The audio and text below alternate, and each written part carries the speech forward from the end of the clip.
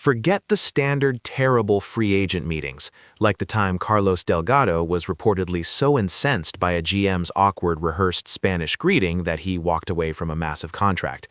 I'm talking about an organizational failure so spectacularly incompetent that a top 5 position player in the game walked out on a $250 million offer simply because the team hosting him fundamentally disrespected the process.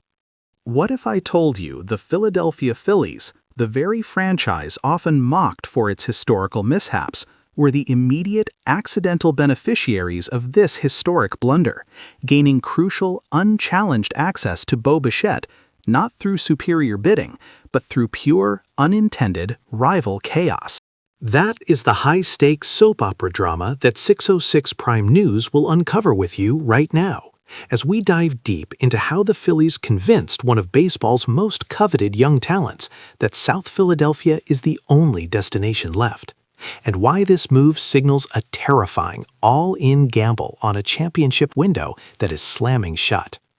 The narrative emerging from the National League is simple. Bichette is choosing Philly, and he is choosing them for the right reasons.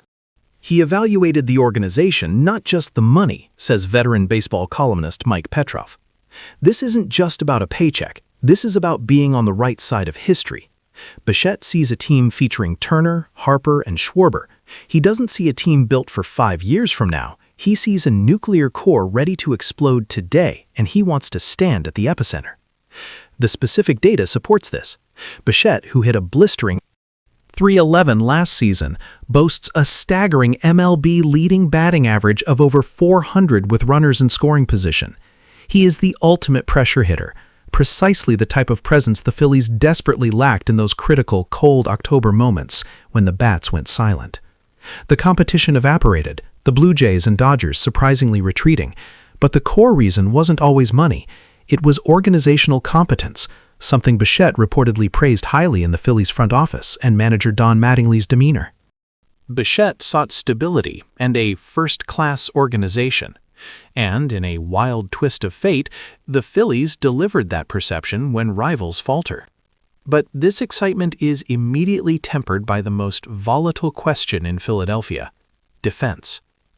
Bichette is an offensive powerhouse, yes, but he is a defensive enigma, particularly at shortstop.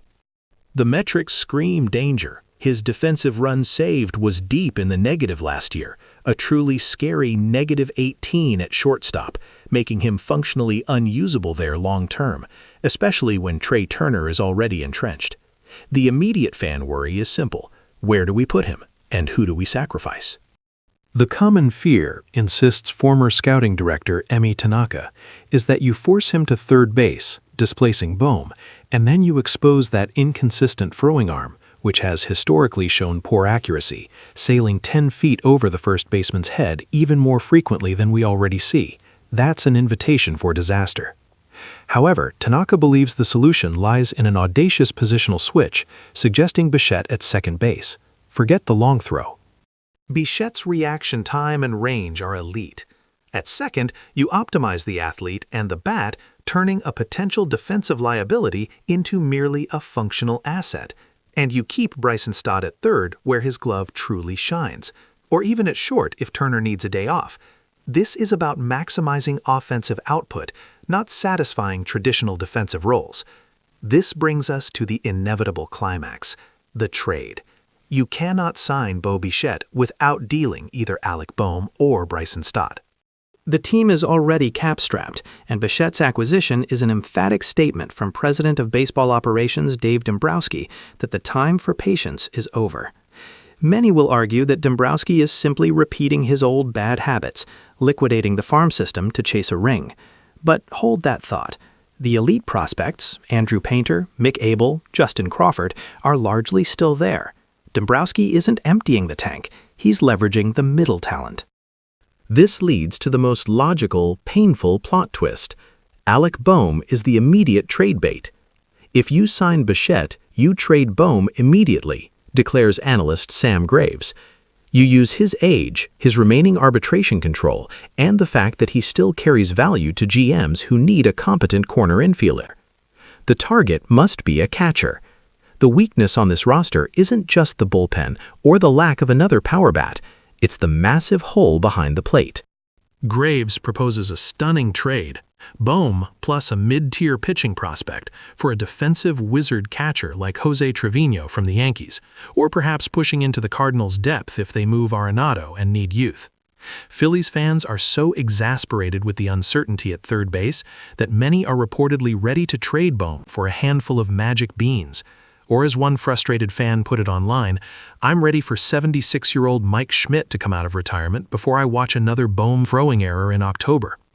The trade-off is clear, sacrificing a decent hitter who is prone to costly errors for an elite offensive weapon and the defensive stability of a strong catcher. This urgency is not accidental, it's fueled by fear. The window is indeed closing. Zach Wheeler is entering the final years of his contract, and whispers of required surgeries and declining fastball velocity suggest his peak is in the rearview mirror. Aaron Nola is great, but consistency remains a question. This signing is not about luxury. It's desperation veiled as ambition. It's Dombrowski pushing all his chips into the center of the table, making a calculated risk that Bichette's bat, coupled with the stability provided by a traded catcher, is the final ingredient for the World Series title they've craved since 2008. They need Bichette's contact ability and clutch hitting to mitigate the all-or-nothing approach of their current lineup. This isn't just an upgrade, it's an existential necessity. The pressure is now immense, escalating the internal dynamics within the clubhouse to explosive levels. This is the kind of aggressive, high-risk, high-reward move that defines the modern Phillies. They are prioritizing the current core and accepting the short-term defensive headaches for the undeniable immediate offensive firepower. If they secure Bichette, the internal debate over who plays where, Stott at second, Bichette at third, Bohm traded, or Bichette at second, Stott at short, will be the defining story of spring training. But for now, the message is loud and clear. The Phillies believe they are one superstar bat away from lifting the trophy. What do you think is the absolute best defensive alignment for the Phillies if they successfully sign Bo Bichette? And who do you think Dombrowski must trade to make the salary cap work? Drop your opinions in the comments below. Like this video, share it with your fellow fans, and make sure you subscribe to 606 Prime News for the most intense baseball commentary anywhere.